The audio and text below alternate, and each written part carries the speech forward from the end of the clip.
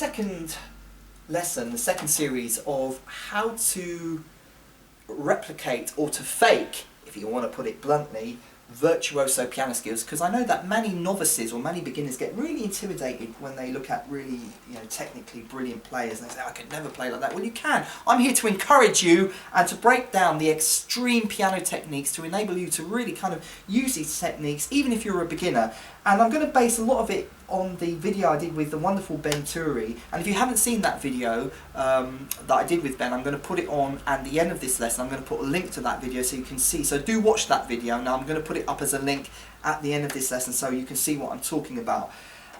So I don't want you to be intimidated when you see technically brilliant players, and today this exercise is going to be the karate chop technique. And if you can master this exercise, it's going to really transform your playing, because it's not only is it a great hands together exercise, it will really help you to improve your concentration skills. Come over here, camera person. So we're going to get into karate chop mode. Camera person, don't get violent, because I know you get violent quite easy when you see karate chops. Are you feeling violent today, camera person? No, I'll try to restrain myself. Have you had your chamomile tea? No. Have you done your deep breathing exercises? No.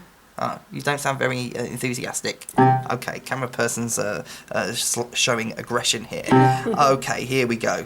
Right, so we're going to do 1, 2, 3, 4. So 1, 2, 3, 4. So it's simply this. So I'm going to do each note 4 times, left hand, right. So get your hands straight and right straight, and it's you got 1, 2, 3, 4. Then up to the D. 1, 1. So I'm going to do. So what you're going to do? 1, 2, 3, 4. Then up to D. 1, 2, 3, 4. I'm going to do it slow.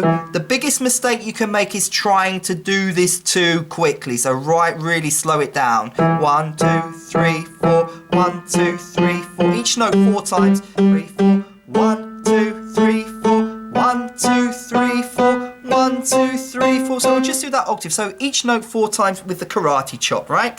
And with your little finger, right? So it's not that difficult, but the biggest mistake that I think beginners are going to make is they're going to try and do it too quickly. So really do it slow, like 1. And can you do your famous metronome, camera person?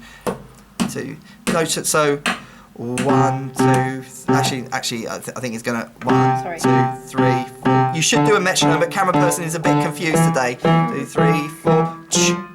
3, 4. 1, 2, 3, 4. 2, 3, 4. And then keep doing it again. 1, 2, 3, 4. 1, 2, 3, 4. 1, 2, 3, 4. 1, 2, 3, 4. Now I'm speeding up, but I don't want you to do it too quick.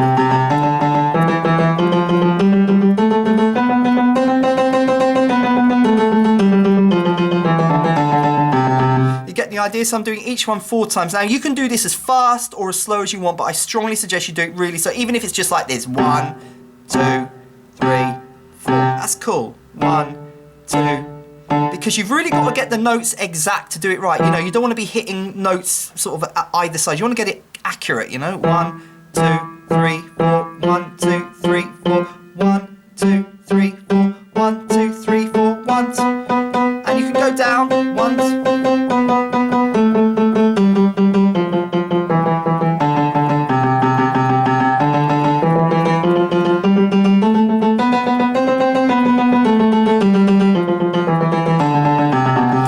Kind of go as fast as you want, and I want you to watch the part of the video I did with Ben when you can see him doing that. And also what I want you to do is when you've mastered that and you've done it for half an hour a day for a week, I want you to do this, do it in an arpeggio.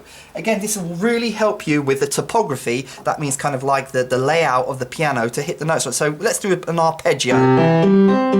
So you can go.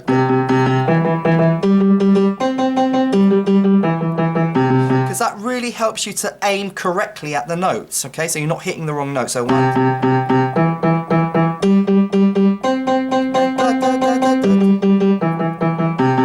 And again, you can do it up 2 octaves if you want. 1, 2, 3.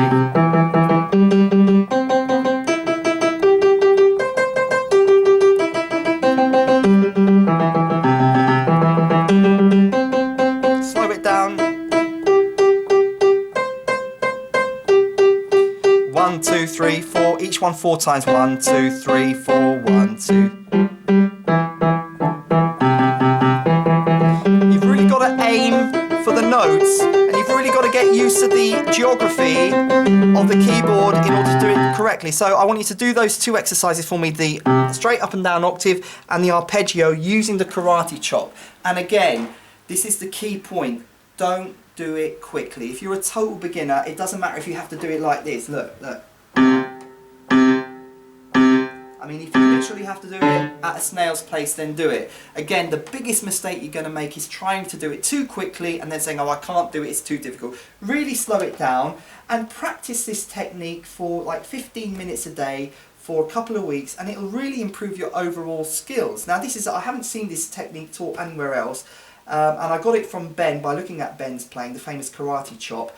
But you can do it. Some people just say to me, I can't do it. Well, of course you can do it. See if you can do this exercise today, and have a look at the first fake lesson we did, the first fake virtuoso lesson, and see if you can combine these two things together to really start working on your piano technique. Now, of course, if you can read music, that's another little trick that you're going to have, because the boogie woogie sheet music is also going to increase your playing. And of course, you should get the dynamic duo volumes 1 and 2 of the bundles, which is my, amazing publication, which is going to help you. When you go to the web page, look at the dynamic duo volumes 1 and 2. I'll put a little icon there. That's all the sheet music for all the boogie woogie lessons on this channel. Go there, you can click, you can pay for it as a PayPal guest. You don't have to have a PayPal account, as a PayPal guest, and do download volumes 1 and 2. So along with these techniques and along with the boogie woogie sheet music, if you practice consistently, you're going to be a boogie woogie pro in no time. So don't do it too quickly.